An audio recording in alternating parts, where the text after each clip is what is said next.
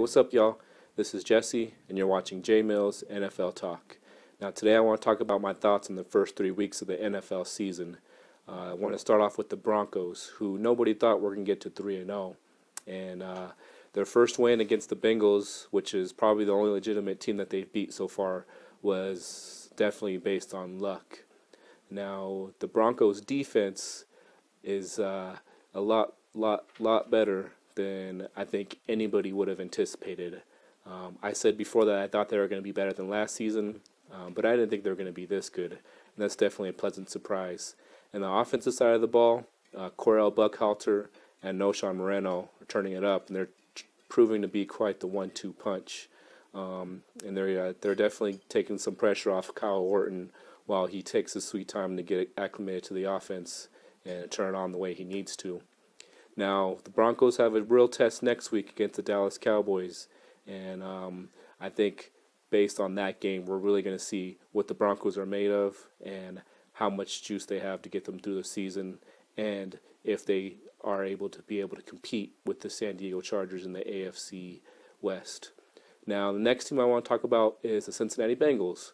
Now, the Bengals are 2-1 right now, and a lot of people are going to say that they should be 3-0. They lost that first game to the Broncos on a fluke play. And the Bengals are really coming out of nowhere.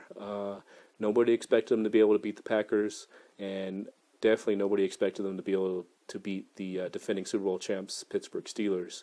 Now, none of those wins were really pretty, but a win is a win. And whenever you can knock one of those top teams off, it doesn't matter how you get it as long as you do get it. Next, I want to talk about the Vikings and Brett Favre. Now, the game that they won against the 49ers, that is a game that they would not have won if they didn't have Brett Favre under center. So, I mean, first 3 weeks is definitely showing the decision to bring Favre in is a good one. Again, I think Favre is going to be making mistakes down the stretch when he has to carry the game. And that throw that he toss to win against the Niners, that was definitely a lucky toss.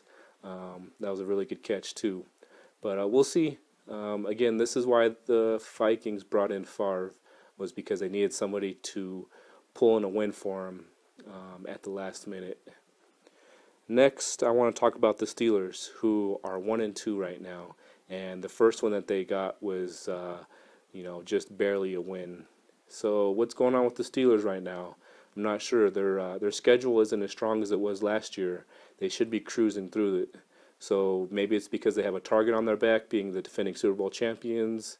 I definitely don't think it's them being complacent. The Steelers are just not a team that would do something like that. Still a lot of season to go, but Steelers, you need to pick your game up if you want to get back to where you were last year. And I'm officially starting the Tom Brady watch. Yep, where are you, Tom Brady? We're waiting on you to show back up. Whenever you get there, I'll be waiting. Next, we have Miami. Now, Miami lost Chad Pennington for the season, and that's going to be a big blow for Miami. Pennington came in last year and turned that team around. Now, Pennington isn't the most spectacular quarterback. He doesn't have the strongest arm, but he's a smart quarterback. He doesn't make mistakes, and he manages the game well. Now that they don't have Pennington, they don't have a whole lot of experience under center anymore. And Miami's definitely going to be hurting because I said before that division's tough. They need all the help they can get to even compete in that division, and their quarterback's out for the season now. On that note as well, Pennington, hope you can come back. You've had a lot of shoulder injuries, and I'm just hoping this isn't a career-ending injury for you. Next, I'm going to get on the 49ers. Now, the 49ers lost that game to the Vikings. That was a really good game. The verdict is still out on the 49ers, however. Their first 2 wins were against division opponents in a weak division, and they got some real competition, and they lost at the last second. This team has definitely improved from last year, but they haven't proved a whole lot to me yet to say that they're going to be top-notch NFC contenders, so I'm definitely going to keep an eye on my Niners. Now, the Texans. Yeah, they're making me look bad right now. I picked them as my preseason pick, or my preseason sleeper, and they're 1-2 right now. So hopefully they can pick it up and not turn me into a complete fool. Carolina is the next team I want to talk about. They're starting out 0-3. That's a pretty slow start. They were the top seed last year. I think they even went 13-0 before they finally lost their first game. 0-3 is going to be really tough to fight back from, and I don't know what the stats are, but I don't think any team that started 0-3 has made it to the Super Bowl. So Carolina, is it bad luck? Is it getting lazy? Is it just lack of talent now? I don't know what it is, but Carolina 0-3 start, and they were one of the top-notch teams last year. Kind of confused about that one. I'm interested to see if and when they turn that one around. Now, I want to get to my dinner screen. They are who we thought they are list. Now, teams that are good, who we thought they were going to be good. We have the Colts, we have the Eagles, we have the Giants, the Bears, the Ravens, the Cowboys. Now, again, those teams we expected to be good. So far, they're looking good for these first 3 weeks. I want to touch on the Philly Eagles real quick with Mike Vick experiment.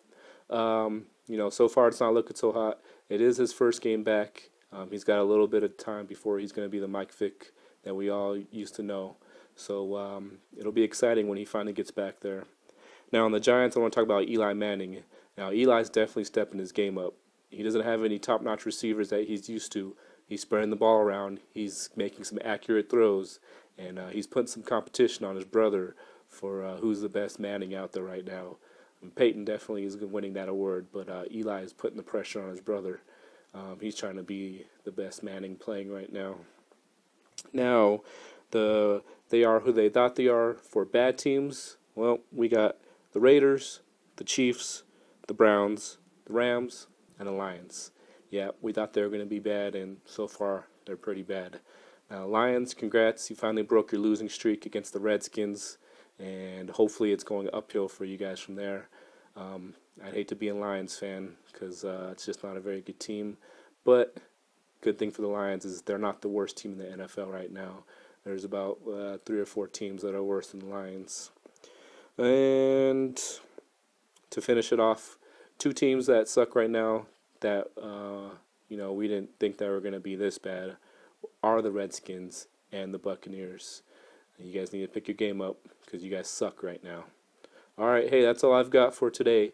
As always, I appreciate you guys watching. Please subscribe if you haven't already. Throw me a comment, shoot me a message, JMillzNFLTalk at gmail.com. Any suggestions, any positive or negative feedback, whatever you guys got for me, I'm interested to hear. That's all I got for today. Thanks again for watching. See ya!